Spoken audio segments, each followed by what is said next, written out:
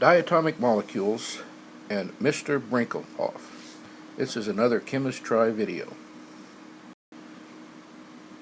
There are certain elements found on a periodic table that do not exist by themselves. They are found as either a gas or a liquid, and this is always at standard temperature, which is about 25 degrees Celsius.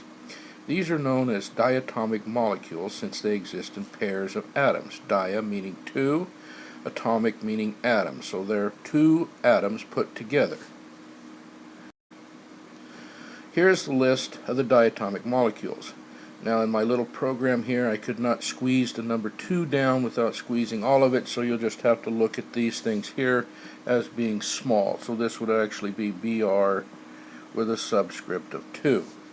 Okay, iodine with a subscript of 2. So they're all just subscripts of 2 because there's 2 of them together. Bromine, iodine, nitrogen, chlorine, hydrogen, oxygen, and fluorine always exist in this.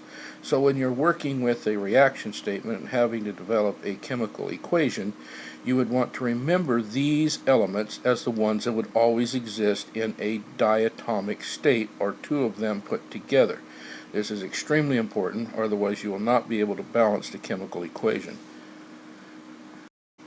Now there is a mnemonic for this, and this mnemonic is Mr. Brinclhof, because if we take a look at this Brinclhof, you'll notice that there is bromine, iodine, nitrogen, chlorine, hydrogen, oxygen, and fluorine. So all of the elements are there that exist in a diatomic state. So all you have to tell yourself is Mr. Brinclhof. And when you're reading a reaction statement, if you see any of these that exist in their natural state, then you would want to write them as a subscript of 2 because they would exist in a diatomic state. Now here's a little practice. The reaction statement says we have gaseous hydrogen is combined with gaseous nitrogen to form liquid ammonia. So when we write this, we would want to say, okay, first of all, I have, let's get rid of that.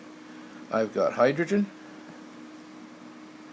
and I've got nitrogen. So I'm going to write hydrogen plus nitrogen creates ammonia. And ammonia symbol is NH3. Now, I've got these 2 elements sitting here, but I want to remember Mr. Brinclhof, okay?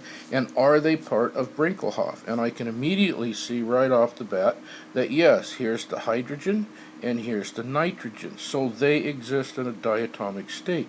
So I need to put the subscripts down here as this nature.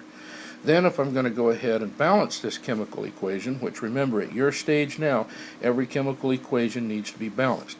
I start with my hydrogens. I got 2 over here, I got 3 over here. Easiest way to do that is just to swap it. So I'll take the 3 and put it over here, and I'll take the 2 and put it over here. So then I say, okay, I've got 3 times 2 is 6 hydrogens, 2 times 3 is 6 hydrogens. I have 2 nitrogens, I have 2 nitrogens, I'm now balanced. Okay, review this as many times as possible. Just remember the term Mr. Brinclhof, and as always, bring any questions to class that you can think of, and never, ever, ever give up.